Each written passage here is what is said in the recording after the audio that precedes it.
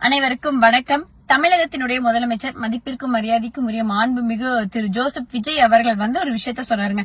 தப்பு செய்ய மாட்டோம், தப்பு செய்ய விடமாட்டோம், தப்பு செஞ்சவங்களையும் விடமாட்டோம் அப்படின்னு சொன்னாரு. இந்த டயலாக்லாம் ஒரு சைடு வச்சுட்டு ஆக்சுவலா இந்த கவர்னன்ஸ்ல என்ன நடந்துட்டு இருக்கு அப்படின்னு சொல்லி பார்த்தோம்னா ஊழல் அப்படிங்கறது ஒண்ணு வந்திருக்கு. இந்த ஊழலே வேண்டாம், ஊழல் அரசாங்கமே வேண்டாம் அப்படின்னு ஒரே காரணத்துக்காக தான் டிஎம்கே வேண்டாம்னு சொல்லி முடிவெடுத்து டிவிகேக்கு மாற்றம் வேண்டும்னு ஓட்டு போட்டோம். ஆனா இவங்க கொடுத்தது என்னன்னா மாற்றம் கிடையாது, ஏமாற்றம் அப்படிங்கறதுக்கு ஒரு சான்றா நீங்க ஒரு பேப்பர் கட்டிங் அட்டாச் பண்றேன் பாருங்க. கவர்மெண்ட் அட்வொகேட்ஸ் எல்லாம் போடுவாங்க இல்லையா, அரசு தரப்புல அட்வொகேட்ஸ் போடுறதுக்காக தாவேகா நிர்வாகிகள் 20 லட்சம் ரூபாய்க்கு மேல வசூல் பண்ணிட்டு இருந்திருக்காங்க. அதுல இந்த லெஃப்ட் பாண்டி அப்படிங்கிறவரு கூட தாவேகாவினுடைய நிர்வாகி அவரும் பணம் வாங்கியிருக்காரு. அப்போ நினைச்சு பாருங்க, ஊழலே பண்ண மாட்டோம் அப்படின்னு சொன்னா ஊழல் பண்ணிட்டு இருக்காங்க. இது திரு ஜோசப் விஜய் அவர்களுக்கு தெரியுமா தெரியாது அப்படின்னு தெரியல.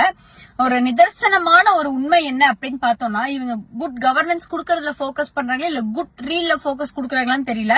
அதுல அமைச்சர்களா இருக்கட்டும், தாவேகா நிர்வாகிகளா இருக்கட்டும், போன்ல எப்படி அரசியல் பண்ணலாம் அப்படின்னு கேட்டா ரீல போட்டு பிஜிஎம் போட்டு ஸ்லோமோ போட்டு நல்லா பண்ணிடுறாங்க.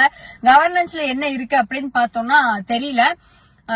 ஒரு சைடு பார்த்தோம்னா அக்குமுலேட் ஆயிட்டே இருக்கு. கோர்ட்டு கேஸ்ன்னு போறவங்களுக்கு தெரியும் எவ்வளவு வழக்குகள் நிலுவையில் இருக்கு அப்படின்னு சொல்லி.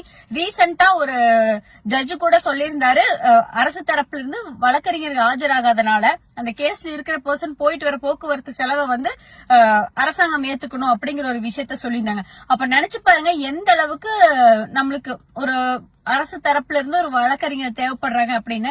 இந்த இடத்துல ஊழல் அப்படிங்கிற ஒரு விஷயம் நடந்திருக்கு. சொல்ல போனா இது திமுகவை விட தாவேகாவினுடைய இது முதல் ஊழல் அப்படின்னு நம்ம சொல்லலாம். சோ மாற்றம் அப்படிங்கறத நோக்கி எதிர்பார்த்துட்டு இருக்காங்க மக்கள். நல்ல மாற்றத்தை கொடுப்பீங்க அப்படின்னு நம்புறோம்.